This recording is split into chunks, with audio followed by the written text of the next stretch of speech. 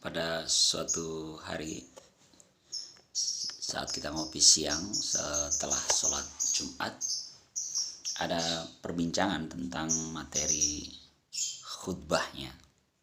Jadi khotib saat itu menyampaikan bahwa implementasi rasa syukur kita itu haruslah dalam bentuk ketakwaan yang bermakna menjalankan semua perintahnya dan menjauhi semua larangannya. Sebenarnya ini memang materi standar khutbah ya, bahkan bagian dari rukun. Namun yang menarik ada salah seorang jamaah yang menggarisbawahi kata menjalankan semua perintahnya. Dia bertanya, bagaimana caranya menjalankan semua perintahnya? Bukankah itu bukan hal yang mudah kan gitu. Jadi percakapan kami saat itu mengarah kepada mengapa materi-materi khutbah, materi-materi dakwah itu tidak justru menekankan pada bagaimana caranya menjalankan perintahnya itu. Jadi kalau sekedar kontennya memang kita harus menjalankan semua perintahnya, udah sering kita dengar. Tapi bagaimana cara menjalankannya? Nah, ini juga menarik, saya hubungkan dengan salah perbincangan lain di saat ngopi malam. Jadi ada seorang teman yang menyampaikan keresahannya karena dia merasa tidak cantik dengan mengenakan jilbab. Pernyataan seperti ini sebenarnya mengganggu kalau di kalangan teman-teman aktivis dakwah, mungkin kaget gitu ya, mengapa ada orang yang dengan ringannya mengatakan dia merasa tidak cantik dengan berjilbab, dan bahkan mulai terpikir untuk kenapa nggak saya buka gitu. Ini juga menarik karena kembali lagi bagaimana perintah mengenakan jilbab itu sudah clear, semua udah pada paham gitu, tapi bagaimana mengenakannya ternyata bukan hal yang mudah. Kasus yang lain adalah, kalau tadi adalah bagaimana menjalankan perintahnya, sekarang bagaimana kita menjauhi larangannya. Contoh bunuh diri, ya, ini kan cukup ekstrim ya, orang ingin bunuh diri. Tapi ternyata di sekitar kita banyak orang yang terfikir untuk bunuh diri, kan itu perbuatan maksiat, perbuatan yang sangat dosa yang besar. Tapi para aktivis dakwah atau materi-materi para ulama yang jarang mulai masuk ke dalam situ, artinya mengapa kamu ingin bunuh diri gitu. Kalau tadi bagaimana perintah itu dapat kita laksanakan, demikian juga bagaimana kemaksiatan itu bisa kita hindari. Harusnya ada satu bahasan khusus terkait itu. Ketika tidak, maka rumah-rumah para dai itu atau masjid-masjid atau hati kita ini tertutup dari orang-orang yang ada di sekitar kita yang sebenarnya butuh pencerahan gitu. Karena dia merasa nggak mungkin menyampaikan itu, karena ketika dia sampaikan pasti disalahkan. Ya Allah, kenapa kamu berpikir seperti itu misalnya. Contoh yang paling terasa saat ada seorang yang punya kecenderungan LGBT misalnya. Maka ketika dia mendatangi seorang ustadz, pasti jawabannya adalah dosa-dosa besar sebagai seorang aktivis LGBT. Padahal bagi yang bersangkutan bisa jadi dia memiliki pengalaman psikologis yang dalam gitu, yang tidak mudah. Tidak semua orang merasakan itu, sehingga dia punya cerita atas itu. Baiklah, saya mencoba ke arah yang lebih luas lagi, yaitu suasana ini percakapan juga di grup masjid ya, tentang terjebaknya kita pada nama-nama,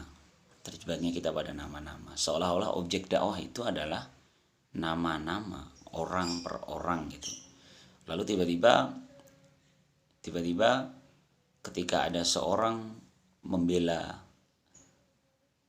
ahlul batil gitu, Misalnya ada ahlul batil, ahlul hak gitu. Ketika ada orang-orang yang mencoba seolah-olah membela ahlul batil, maka dia tiba-tiba dilempar keluar dari golongannya gitu.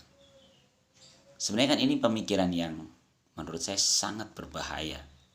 Karena tiba-tiba bukan hanya pintu dakwah tertutup untuk mereka yang ada di orang yang ada di luar yang ingin memiliki pencerahan, ini bahkan yang sudah di dalam pun akan cepat tertolak keluar dari lingkaran-lingkaran kebaikan. Karena kalau dia sedikit saja mencoba membela ahlul batil, tiba-tiba dia anggap dia adalah bagian dari golongannya. Sekali lagi, ini benang merahnya adalah bagaimana proses memahami perintah, bagaimana proses memahami larangan. Jadi seolah-olah kita membaca orang lain itu, kita atau orang di sekitar kita itu sudah jadi gitu.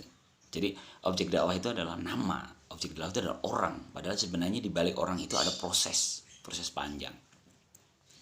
Sebenarnya ada satu film yang menarik mungkin buat ditonton teman-teman, walaupun belum lama diputar, yaitu filmnya Gita Savitri ya. Gita Savitri seorang mahasiswa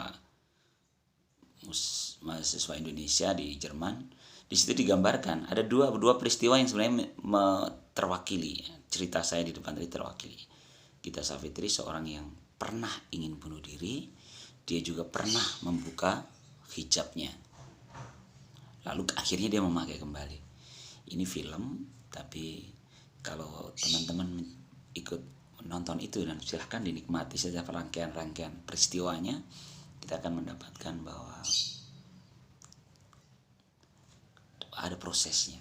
Menemukan petunjuk itu ada prosesnya, dan siapa tahu ya dari kisah-kisah itu kita bisa, oh kalau aku dapat petunjuk dari sini, kalau aku memahami maksiat itu dari sini, sehingga kita beranjak mendekati kebenaran dari fitrah kita sebagai manusia.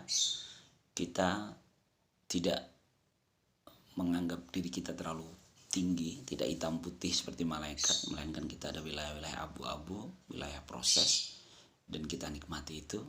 Demikian halnya ketika memandang orang lain itu adalah sosok yang sedang menjalani proses hidupnya, sehingga kita bisa memaklumi saat ada perbedaan, ada hal-hal yang terlihat sangat batil menurut kita, bisa jadi itu adalah hanya jalan saat dia mengenali kebenaran.